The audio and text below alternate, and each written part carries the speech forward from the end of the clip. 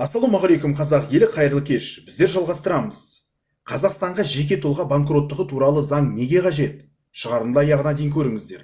Ешкім кредит алғанда оны қайтармай қоямын деп ойламайды. Адамдар аяқ асты жұмыссыз қалады, еңбекке жарамсыз болады. Сондай сәтте оны коллекторлар, сот орындаушылары жан-жақтан қысады. Жағдайы мүшкіл адамды одан сайын қинайды. Ол да біздің қоғамның бір мүшесі ғой. Неге біз одан теріс айналуымыз керек? Сол себепті біздің елге бұл заңның керек екені сөзсіз. Заң қабылданса, ешкім борышкердің жалғыз үйін тартып алмайды. Белгілі бір шектеулер қойылады әрине. Мысалы, шетелге шығуға тыйым салу мүмкін, бірақ бұл пәтерді алып қоюға қарағанда анағұрлым жеңіл жаза. Енді жеке тұлға банкроттығы туралы заң қабылдамас бұрын мемлекет әр азаматтың бар жиған тергенін бақылап отыруға тиіс. Ол үшін қазақстандықтар табыс декларациясын тапсыру керек. Жуырда депутаттар жеке тұлға банкроттығы туралы заң қабылдауды ұсынды. Мақсат банкке қарызын төлей алмай күнін әрең көріп жүрген қазақты жалғыз баспанасынан айырмау. Бұл бастамаға Алматыда 5 бірдей адамның қазасымен аяқталған қанды оқиға себеп болды. Жалпы азаматтардың банкроттығы деген не? Заң қабылданса, қазақстандықтардың өмірі қалай өзгереді? Әлемдік тәжірибе не дейді? Біздер бүгін осы сюжетте айтатын боламыз. Жеке тұлға банкроттығы туралы заң қарызға белешесінен батып, отбасын асыра алмай жүрген адамдарға екінші өмір сыйлау. Банкроттық процедурасы басталғанда адамның банк алдындағы берешегі өспейді, процент өсімпұл, айыппұл қосылмайды. Ал процесс толығымен аяқталғаннан кейін борышкердің бүкіл қарызы кешіріледі. Қиын жағдайға тап болған азаматтар үшін банкроттық қарыз шұңқырынан шығудың жалғыз жолы. Енді мысалы, адам банкрот деп танылған соң, оған арнайы шот ашылады, әлгі кісінің бар тапқан табысы соған түседі. Сол кірістің бір бөлігі отбасыны асырауға берілсе, қалғаны банктың есебіне аударылады. Ол несие бәрібір төленуі керек. Сол себепті менің ойымша арнайы шот ашылып, банкрот болған адамның еңбекақысы соған түсіп тұрады. Оның бала шағасына, күнкөрісіне кететін шығындар есептеліп, жалақысының қажетті мөлшерін ғана алады. Ал ақшаның қалғаны банкке беріледі. Егер отбасының қатары толығып, тағы бір сәби дүниеге келсе, шығын артады. Сәйкесінше өтініш жазып, ұстап қалатын ақшаны азайтуға болады. Ең бастысы, баспанасы сақталады. Енді халықаралық тәжірибе бізге не дейді? Әлемнің бірқатар елі берешегін төлей алмай, өмірлік қиын жағдайға тап болған отандастарына қол ұшын созады. Мәселен, көрші Ресейде азаматтардың банкроттығы туралы заң 2015 жылдан бері бар.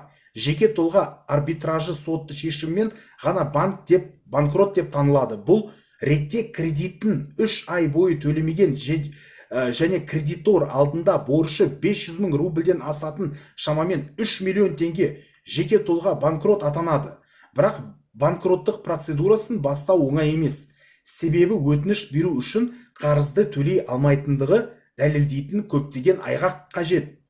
Ал былтыр қыркүйекте Ресей азаматтардың банкроттығы процедурасын жеңілдетті. Яғни соттан тыс банкроттық пайда болды. Оның да өзі артықшылықтары мен кемшіліктері бар. Берешек сомасы 50 мың, не болмаса 500 мың рубль шегінде, сондай-ақ борышкердің ешқандай ресми кірісі болмауға тиіс.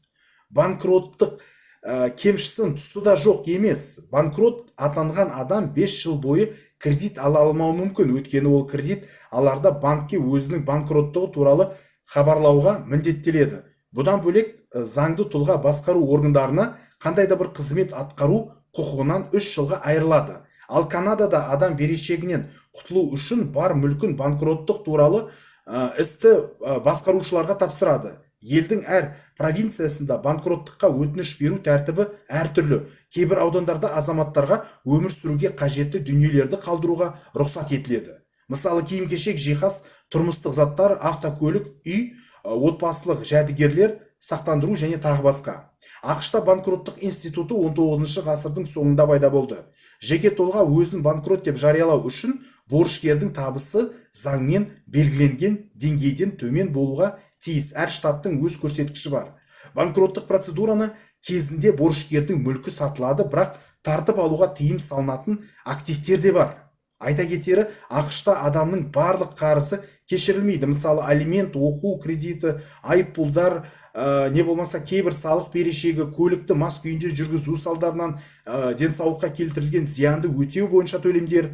Америкалықтар 8 жылда бір рет қана өзін банкрот деп жариялай алады. Халықаралық практикада банкрот болған адамға қойылатын шектеулер аз емес. Атап айтқанда, мұндай адамдар басқа елге шыға алмайды, коммерциялық қызметпен немесе мемлекеттік қызметте істей алмайды. Қазақстан заңды қабылдауға неге асықпайды? Енді осыған келейік.